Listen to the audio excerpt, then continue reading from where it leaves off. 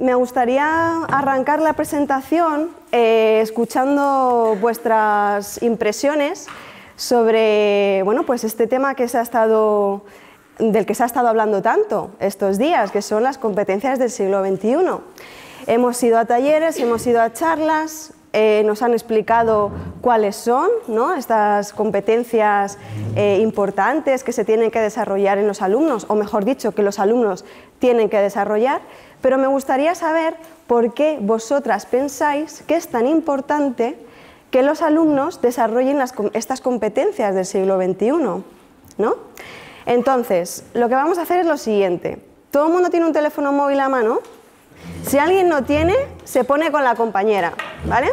O el iPad, pero mejor el teléfono, ¿vale? Cuando ya tenemos el teléfono, buscamos esa dirección, ese link, ¿vale? Ponemos polf.com/manolimena530, ¿vale? ¿Alguien me puede leer la pregunta? Por ejemplo, Present, ¿puedes leer la pregunta? ¿Por qué es importante ayudar a nuestros alumnos a desarrollar las competencias del siglo XXI? Pues lo que quiero es que me enviéis vuestra respuesta, ¿vale? Simplemente introducís vuestra respuesta en el chat box que tenéis, ¿vale? Y vamos a ir viéndolas cómo aparecen en pantalla. Vale, parece que viene algo en camino, muy bien. Para sobrevivir, ¿ha escrito alguien? ¿Lo veis? Son importantes para sobrevivir. Más ideas. Que mi secretaria está escribiendo. ¿Por qué pensáis que es importante que desarrollen los alumnos competencias? Para que estén preparados, abiertos para la vida, porque las necesita todo el mundo laboral para sobrevivir en la sociedad moderna. Estamos formando ciudadanos del futuro para disfrutar de las tareas, para crear un mundo mejor, muy bonito, para que las usen de manera productiva, no se pierdan por las redes, para mejorar los desafíos de su tiempo, manejar los desafíos de su tiempo, muy buena, para poder comunicar, para tener éxito en el mundo universitario y laboral, muy bien, para ser competente en el futuro, porque las van a necesitar para el trabajo, para una buena comunicación. Muy bien. ¿Alguna idea más? Para que puedan participar a la vida cultural, laboral.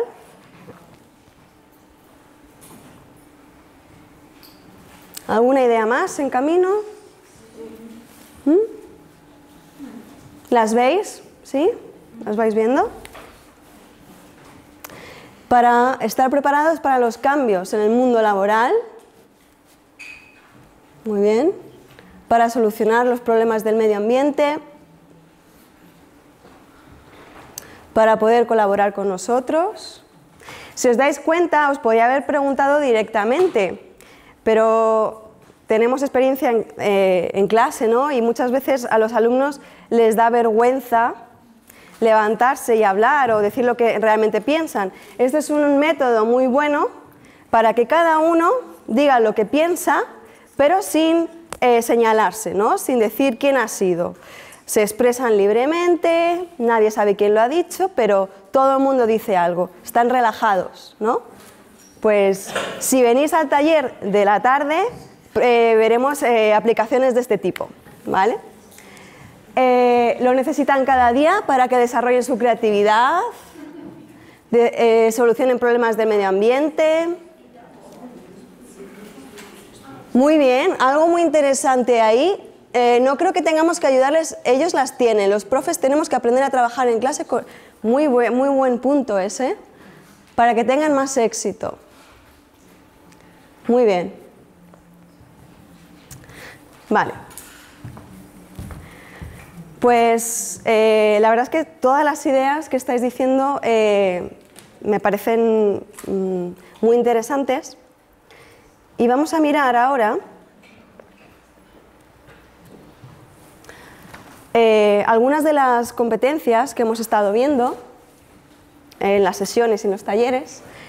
Hemos visto que eran el desarrollo de la creatividad, la empatía, ¿no? Bueno, la empatía no sé si se ha mencionado. El pensamiento crítico, que sí que ha aparecido, la colaboración, aprendizaje significativo que no ha aparecido como tal, pero sí que tiene relación con lo que hablaban de ser capaces de enfrentarse al mundo laboral. ¿Cuándo se aprende significativamente? Cuando yo el contenido, la teoría, soy capaz de aplicarla a mi vida. ¿Vale? Tiene un significado para mí esto que estoy aprendiendo. Eso es el aprendizaje significativo. Motivación intrínseca, que es muy distinta a la motivación extrínseca. Motivación intrínseca es que yo aprendo porque quiero, porque me interesa esto que me ha dado el profesor o me interesa investigar sobre este tema. Eso es lo que tenemos que hacer como profesores, despertar esa motivación intrínseca, ¿no? La transversalidad, ¿no? Mezclar contenidos, pues que no se quede solamente en la gramática, sino que los alumnos sean capaces de aplicar esa gramática para hablar de medio ambiente, para hablar de emoción, para hablar de tecnología, para hablar en diferentes contextos. Autonomía y comunicación. El desarrollo, trabajar todas estas competencias en el aula, lo que nos va a ayudar es a desarrollar el empoderamiento. ¿Qué pensáis que es el empoderamiento? ¿Alguna idea? ¿Alguien ha escuchado algo de empoderamiento? ¿Qué es empoderar? Desarrollar habilidades. Desarrollar habilidades individualmente, también colectivamente. ¿Para qué? Para ser más autónomos, para estar en control de tu propio proceso de aprendizaje. Todas estas competencias van a hacer que nuestros alumnos se sitúen en el centro de su proceso de aprendizaje. Todo va a girar en torno a ellos. Ellos van a ser los que decidan qué quieren aprender y cómo lo quieren aprender, para así estar preparados para cualquier situación en su vida. ¿Vale? Para mí ese es el objetivo fundamental que debemos perseguir como docentes en las aulas, ser capaces de empoderar a los alumnos, ¿no? Dejarles que ellos elijan lo que quieren aprender para que estén motivados y que elijan cómo lo quieren aprender para que estén cómodos, ¿no? Es muy bonito todo esto que estoy diciendo, pero ¿cómo lo podemos conseguir con el poco tiempo que estamos con ellos, las pocas horas a la semana que pasamos con ellos, con un currículum tan exigente? ¿Cómo se puede conseguir? Lo vamos a ver, pero todavía no. Me gustaría antes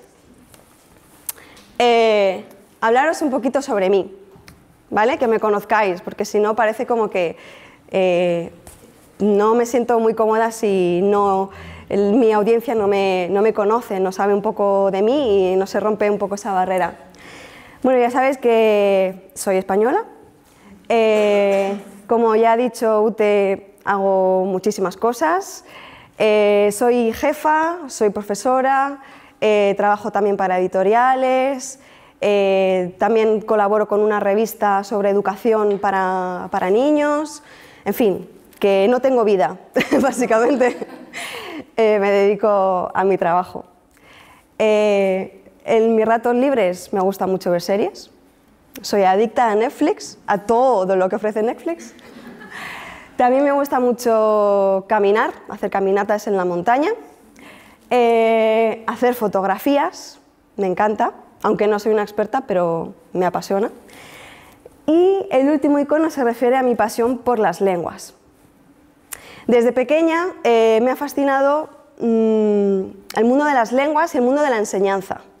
Ya tenía muy claro que quería dedicarme a dar clases de idiomas, el que fuera. Y esa fascinación me ha venido porque para mí la conexión que hay entre la cultura y la lengua es muy inquietante, ¿no?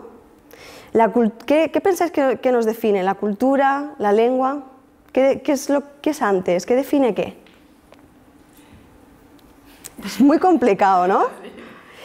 La lengua nos une, pero también nos separa, ¿no? Nos une como raza, pero a la vez nos separa. Entonces, a mí todas estas cuestiones de siempre me han inquietado mucho. Y sobre todo lo que más me llama la atención de los idiomas son las palabras que no tienen traducción en otros idiomas. ¿No? Hay dos palabras en alemán que me llaman mucho la atención y que me gustan muchísimo y que también me definen, que es Wanderlust, que si no me equivoco es como esa necesidad de conocer mundo, de viajar, ¿no? En español no tenemos una palabra que defina ese sentimiento, ni en español ni en ningún otro idioma. Y luego otro que me gusta mucho, no os ríais de mi pronunciación, Einsamkeit, algo así, que es como la necesidad de estar en el bosque, ¿no? De estar en el bosque, en medio de los árboles, ese sentimiento de plenitud, ¿no? Si no es así, me corregís. ¿Por qué? En España tenemos bosques, pero no son como los de aquí. Tenemos montaña, pero no son como las de aquí. Entonces, el contexto donde estamos nos define muchísimo. Y define también nuestro vocabulario, nuestro léxico, nuestra cultura. Por ejemplo, en español tenemos el término sobremesa. Algo muy típico español es quedarte comiendo, luego enganchar al café, los pasteles. Es algo más cultural, ¿no? Más de pues, la cultura española. Y estrenar, ¿sabes lo que significa estrenar? Pues en ninguna otra lengua existen términos como los que tenemos en español, de sobremesa o estrenar. Entonces tiene mucho que ver con la cultura, tiene mucho que ver con el contexto. Y a mí es algo que me llama mucho la atención. Y otro término que aprendí este verano es kubuka. ¿De qué lengua pensáis que proviene el término kubuka? ¿Turco? Africano. Es una palabra africana que además es muy bonita porque tiene varios significados. Kubuka significa el primer rayo de sol que aparece. Claro, el amanecer en África es espectacular. Y por otro lado, significa despertar, tomar conciencia de uno mismo como individuo y de su papel en una sociedad. ¿Vale? Entonces, este término fue el término que utilizamos para un proyecto educativo que llevé a cabo este verano en Zambia, en África.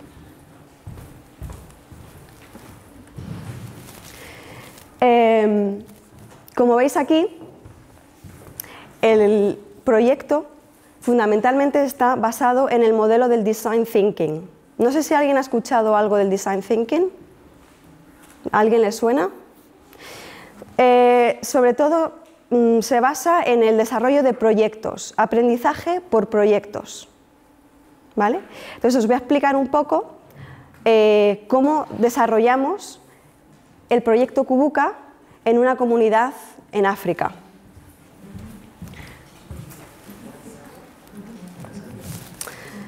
Bueno, os pongo un poco en contexto. Vais a ver que vamos a ver un poco cómo se desarrolla el proyecto Kubuka y a la par cómo nosotros podemos desarrollarlo en nuestras aulas. ¿Vale? A mí me gusta mucho trabajar por proyectos con mis alumnos. Creo que es un modelo muy completo que permite desarrollar la creatividad, desarrollar la autonomía, trabajar el principio de transversalidad. Entonces, cuando a mí me invitan a África a formar a los profesores para que ellos sean capaces de llevar a cabo el modelo de aprendizaje por proyectos, vamos, tuve que aceptar porque me parecía una oportunidad para mí increíble, ¿no? No solo lo que iba a aportar, sino lo que yo iba a aprender personalmente. Yo trabajo por proyectos con mis alumnos, pero este proyecto era empezar de cero, formar a los profesores para que empezaran de cero, puesto que no tenían escuela en la aldea. Imaginaos, el contexto es que era una comunidad sin escuela, sin luz, sin agua, pero había tomado conciencia de la necesidad de un cambio.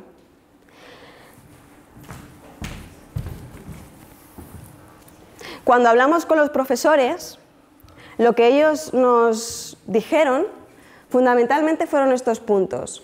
Los contenidos curriculares que se estudian en colegios en África no se ajustan a nuestras necesidades, a nuestra realidad. En España pasa lo mismo. No sé si en Austria es el mismo caso, pero muchas cosas de las que vienen en el currículum no son aplicables a la vida real, ¿no? Nuestra comunidad necesita emprendedores, gente que sea capaz de montar negocios, de liderar, ¿no? Con el sistema educativo actual, los alumnos no aprenden a trabajar en equipo ni a planificar proyectos para la comunidad. Tenemos los recursos, pero nos gustaría descubrir formas de utilizarlos más eficientemente para resolver problemas diarios. Y nos gustaría enseñar a nuestros alumnos a ser más autónomos, más creativos y sobre todo más resolutivos. Los profesores tenían muy claro lo que querían para su comunidad, aparte de trabajar la lengua inglesa. Ellos tienen la lengua inglesa como segunda lengua, pero querían impulsarla. Entonces teníamos esos objetivos: enseñarles a trabajar por proyectos y enseñarles recursos para trabajar o abordar la enseñanza de esta segunda lengua de una forma que les fuera útil.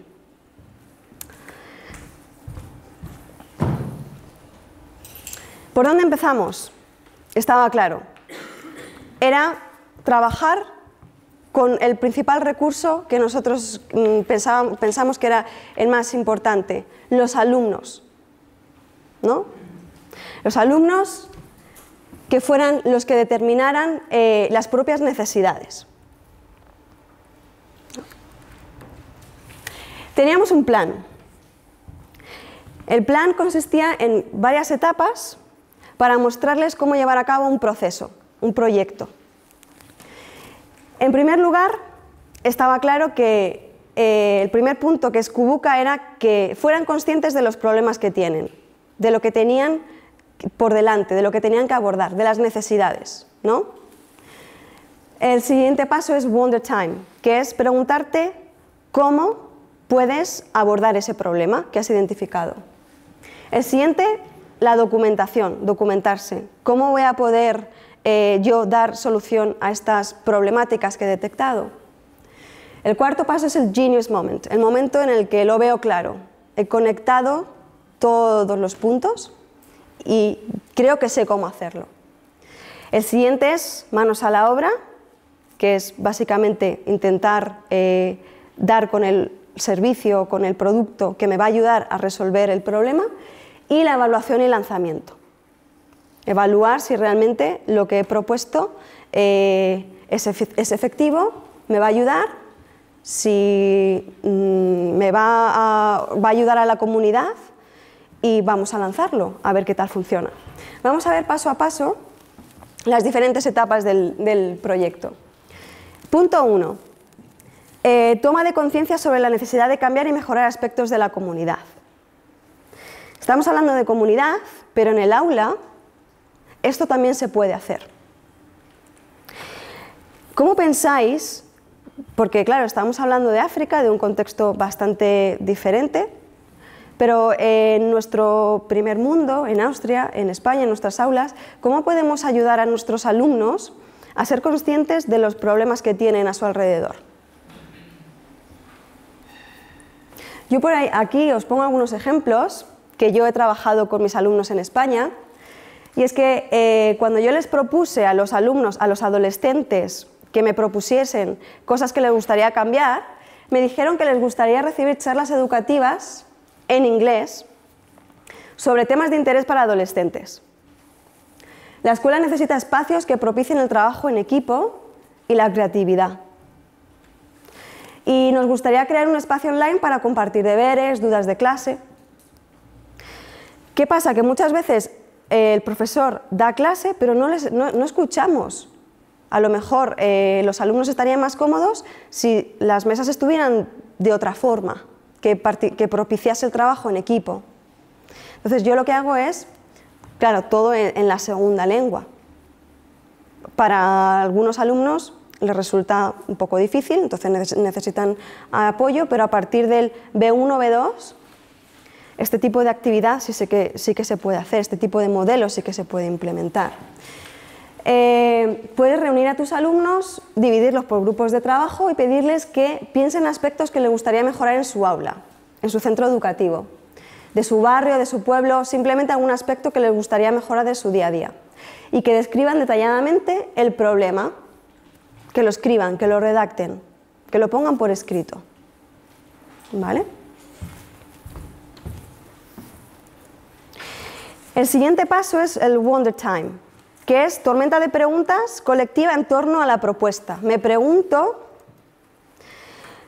por ejemplo, en sus equipos los alumnos dedican algún tiempo a realizarse preguntas en torno a la cuestión seleccionada.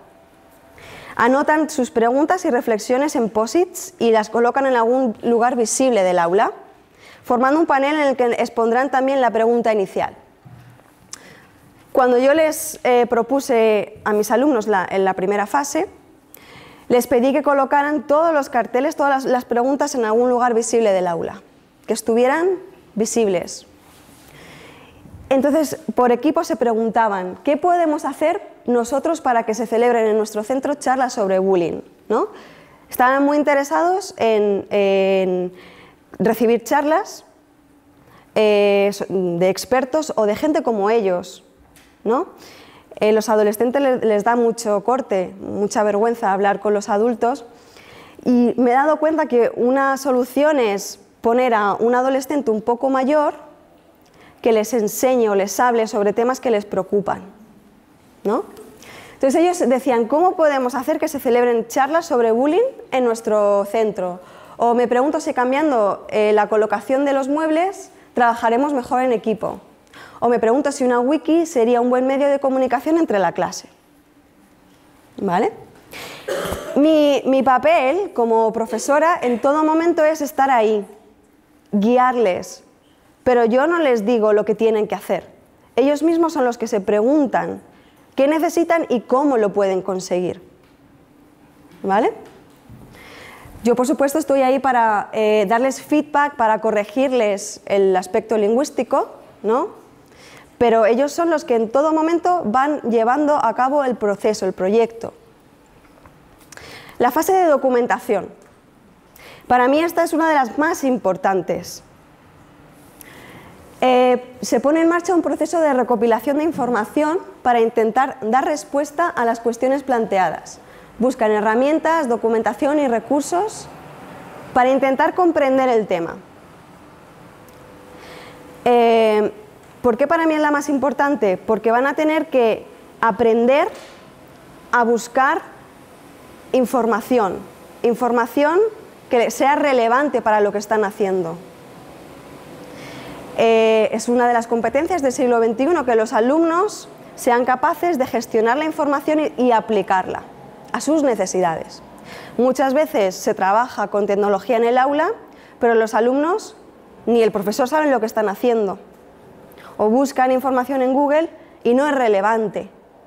Entonces hay que estar ahí como guía, mostrándoles las fuentes donde pueden encontrar información útil, fidedigna y que les sea pues eso, de utilidad para lo que están haciendo.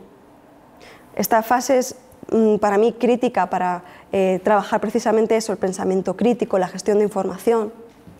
Y en todo momento los alumnos trabajan en equipos, con lo cual estamos propiciando un espacio para la colaboración. En esta fase es importante que como profesores nos sentemos con ellos y les ofrezcamos pues, recursos online, herramientas, donde poder dar respuesta a esas preguntas. Lo que muchas veces hago no es solamente dirigirles a Internet, también les dirijo a personas mayores, adultos, que a lo mejor se dedican a una profesión en concreto y les sugiero que vayan a documentarse de primera mano con esa persona para recabar información. Puede ser una actividad muy bonita y muy útil que hagan entrevistas en la segunda lengua. Eso no sé si, me imagino que lo habréis trabajado, pero para la fase de documentación puede ser algo muy útil, muy productivo. Pueden realizar encuestas, cuestionarios definidos para llevar a su entorno más inmediato y también sugerirles que trabajen por parejas dentro del grupo. La fase 4 es el Genius Moment, que es la puesta en común de todos los recursos que han encontrado. Las herramientas, las conclusiones para conectar ideas y, como decíamos, en ese tablón, dejar todas las herramientas, todas las conclusiones de forma que sean visibles, que se puedan ver. ¿Por qué? Porque nuestro cerebro, aunque tenga una idea, si no la visualiza, no la va a comprender igual. Si yo tengo muchas ideas en la cabeza, están ahí como inconexas, pero si yo las pongo de forma visual, nuestro cerebro las va a procesar mejor, las va a ver mejor y enseguida las va a conectar.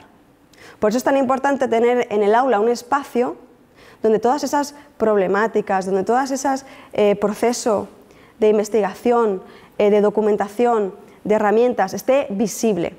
Es una actividad también buenísima para la producción escrita. ¿Vale? En el aula, ¿qué podemos hacer? En sus equipos los alumnos dedican algún tiempo a poner en común las conclusiones, herramientas, los recursos encontrados y anotan las reflexiones y conclusiones intentando dar respuesta a las preguntas iniciales. Paso 5, manos a la obra. Prototipación. ¿Qué quiere decir esto? Definición detallada del objeto, idea, proceso, proyecto o servicio que sirva al propósito del proyecto. Desarrollo de los objetivos específicos para el diseño y la elaboración del prototipo y el reparto de tareas. En otras palabras, en el aula, ¿qué podemos hacer? Cuando ya están todas las conclusiones expuestas, los alumnos trazan un plan de ataque, con los objetivos definidos, los pasos para conseguir alcanzar dichos objetivos, las herramientas que se van a utilizar, la temporización y el reparto de tareas. ¿Qué va a hacer cada uno? ¿Cómo lo va a hacer? ¿Y con qué objetivo? Eso es muy importante definirlo. Así es como trabajan las empresas, realmente. Entonces, este tipo de modelo, lo que les está enseñando a los alumnos es prepararles para el mundo laboral. Cuando lleguen a la empresa, ¿cómo se suele trabajar? ¿No? Y el último paso sería la evaluación y el lanzamiento. Paso muy importante, porque los alumnos van a ser conscientes de si lo que han hecho les va a llevar a alguna parte o no, ¿no? Lo que se hace es probar el prototipo dentro de un tiempo definido, realizar una propuesta de mejora y, si fuera necesario, lanzar el producto o servicio creado. En esta parte, en este último paso, yo aprovecho para que los alumnos en sus grupos hagan presentaciones. Presentaciones donde expongan desde el paso 1 hasta el último paso, los problemas que han tenido, las herramientas que han utilizado, cómo se han documentado y cómo han trabajado en equipo, su feedback, ¿no? Cómo ha sido para ellos la experiencia. Y hacen unas presentaciones increíbles. Más que nada porque todo el proceso han estado súper motivados, porque han trabajado con cosas que a ellos les interesaba. Yo no he sido la que les ha propuesto el tema con el que trabajar, ellos lo han decidido, ¿no? El resultado, durante el mes que estuve en África, los alumnos propusieron diferentes proyectos, 6 proyectos en total, un mes, 6 proyectos. Yo estaba allí simplemente dándoles mi feedback en inglés, pero todo el proceso lo hicieron ellos, por equipos. El primer proyecto fue un secadero de frutas. ¿Por qué decidieron hacer un secadero de frutas? En África tienen muchísimos recursos, un clima muy bueno y tienen muchos mangos y papayas, pero tienen tantos que se les estropean, los tienen que tirar. Entonces, a mí me dijeron, queremos solucionar esto, ¿cómo lo podemos hacer? Yo les expliqué cómo tenían que hacer los pasos y construyeron un secadero de frutas. Un secadero donde cortaban el mango, lo colocan se seca, lo meten en una bolsa y tienen para todo el año. Otro proyecto fue bombillas solares. No tienen luz, pero tienen mucho sol. Entonces, imaginaos un edificio completamente a oscuras durante el día. Era algo que querían mejorar, que querían cambiar. Y dieron con la idea de botella de agua en el techo, a partir de la cual inciden los rayos del sol y se ilumina. Fue increíble. O sea, yo no lo hubiera pensado, no lo hubiera hecho, pero a partir de simplemente llevarles el modo, la manera de trabajar, fueron capaces de hacer comunidad, de cambiar ideas y de dar con todo esto.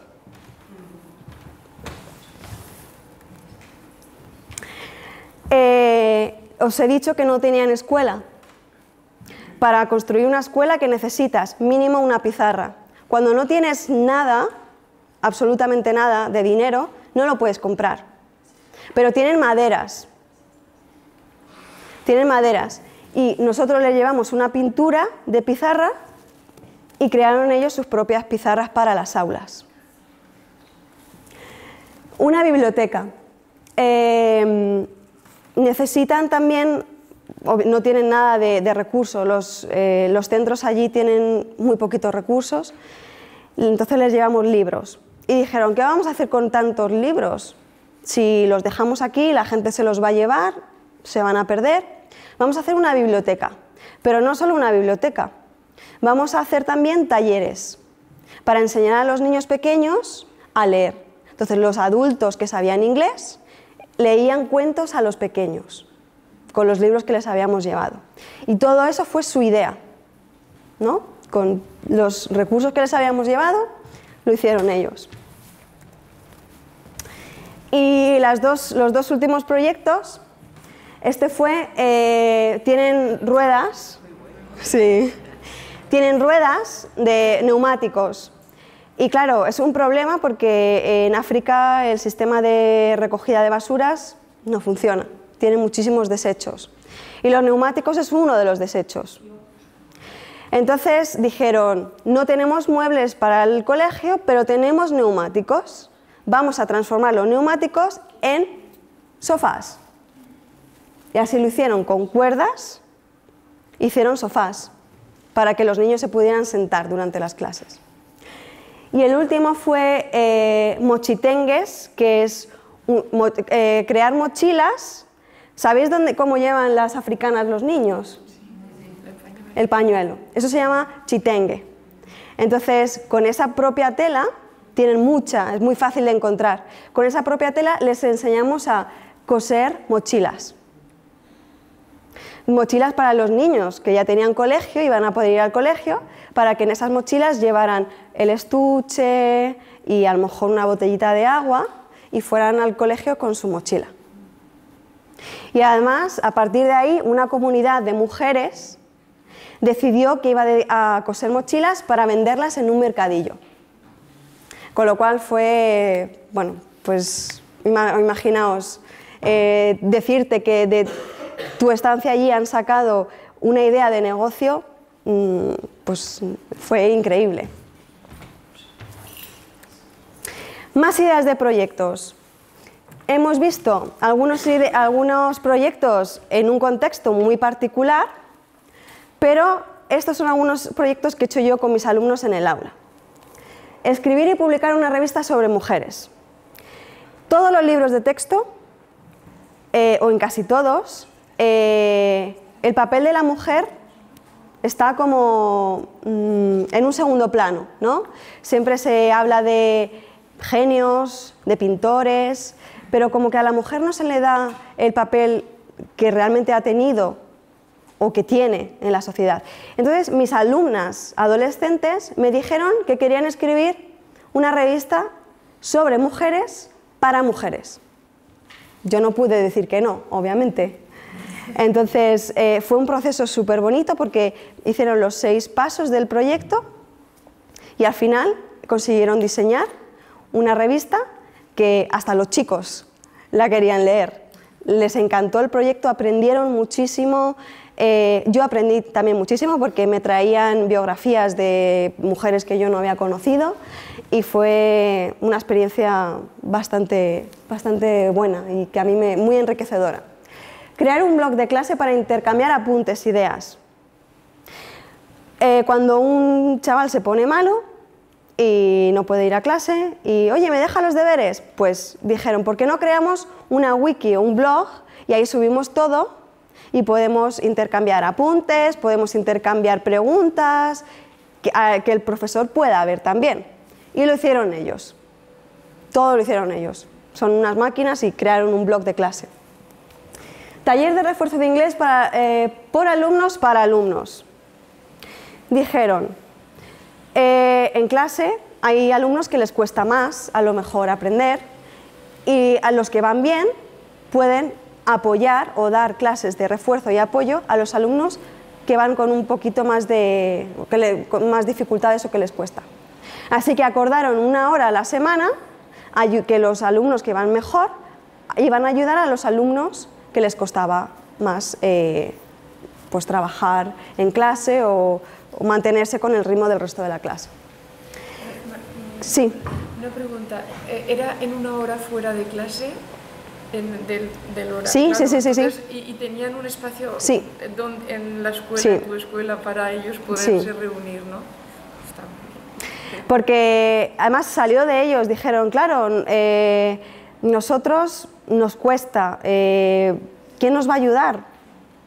A ver, sí, los padres le pueden ayudar, yo les puedo ayudar, pero salió de ellos el hacer como apadrinamiento, ¿no? Bueno, apadrinamiento, que los que van mejor pues ayudaran a los que les costaba más, y les pareció perfectamente y no se sentían mal ni al contrario. Yo les dejo ahí el espacio y resuelven sus dudas y es increíble. Es increíble. Críticas de videojuegos. Querían hacer, les gustan mucho los videojuegos a los adolescentes y querían hacer como una especie de revista o de artículos donde cada alumno diera su opinión sobre un videojuego y que todos los demás tuvieran acceso a esa crítica para saber si era un videojuego bueno o no y se les compensaba comprarlo. Entonces escribían sus críticas de videojuegos y las dejaban ahí en clase para que todo el mundo las pudiera consultar. También salió muy bien. Charlas para jóvenes adolescentes en el centro, que eso ya lo hemos hablado, y creación de juegos educativos para el aula. Esos fueron algunos de los proyectos. Y otro proyecto que no he puesto aquí,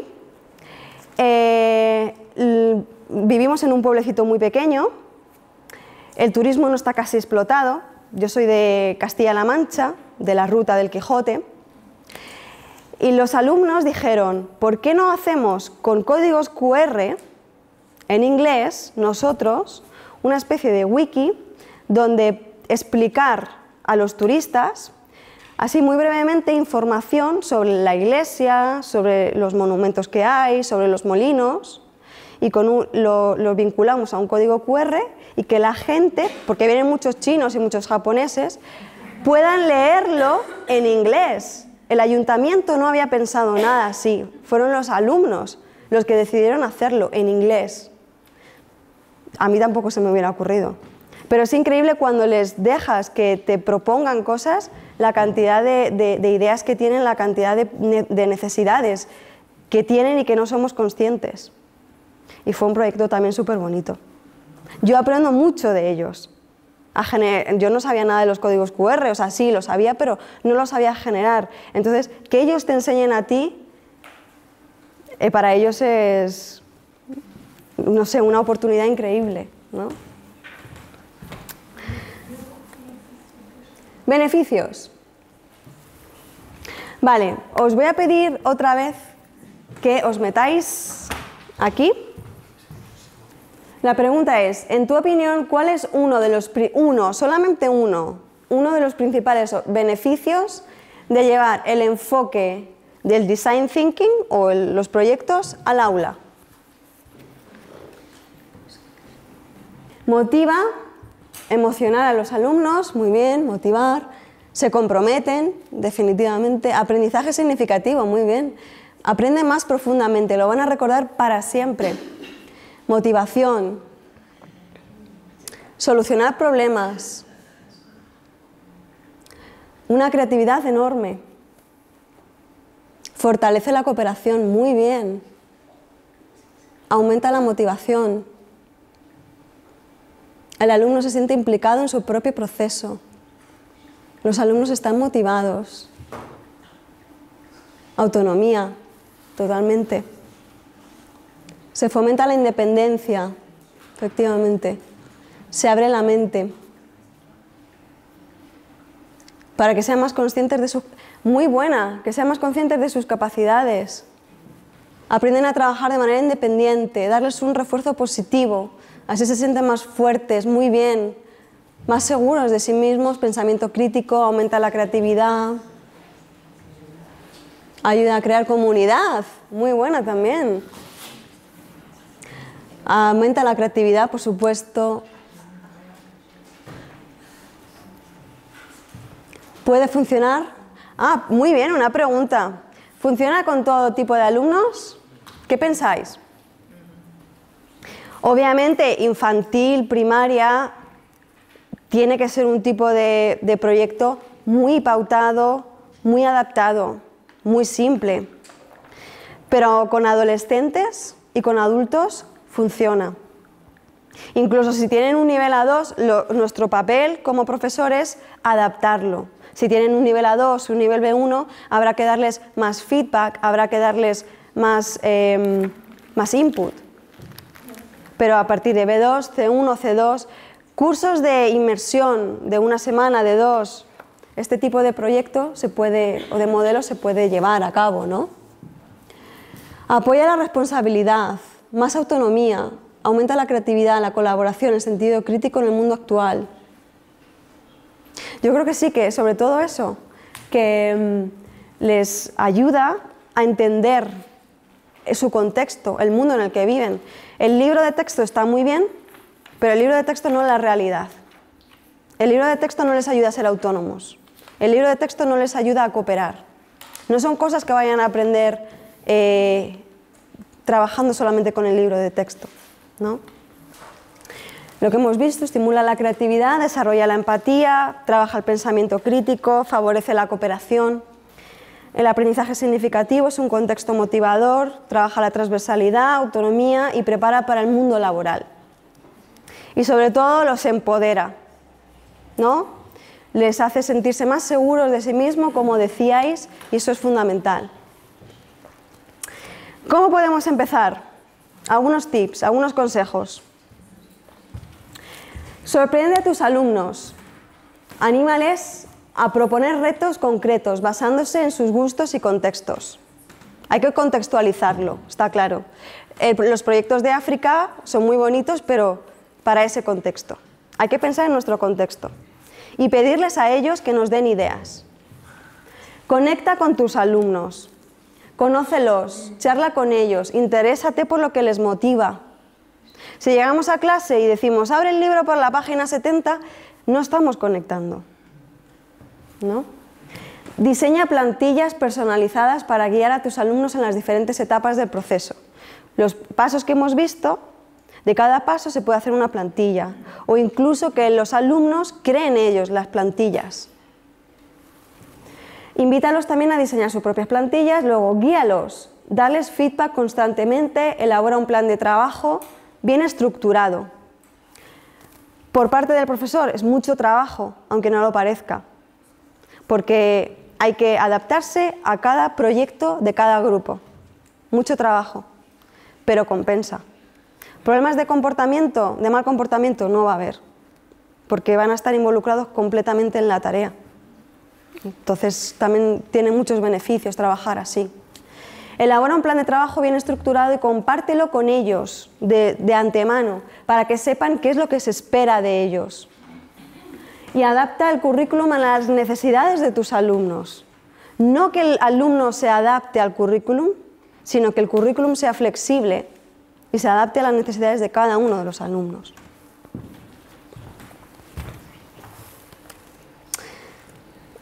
Os he puesto para mí uno de los libros más importantes o más útiles, no más importantes, sino uno de los más útiles que hay o que he visto sobre empoderamiento y sobre trabajo por proyectos. En su página web de Creative Classroom tenéis un montón de recursos, de webinarios y de información. Y si no, el libro está muy recomendable, es una lectura muy recomendable.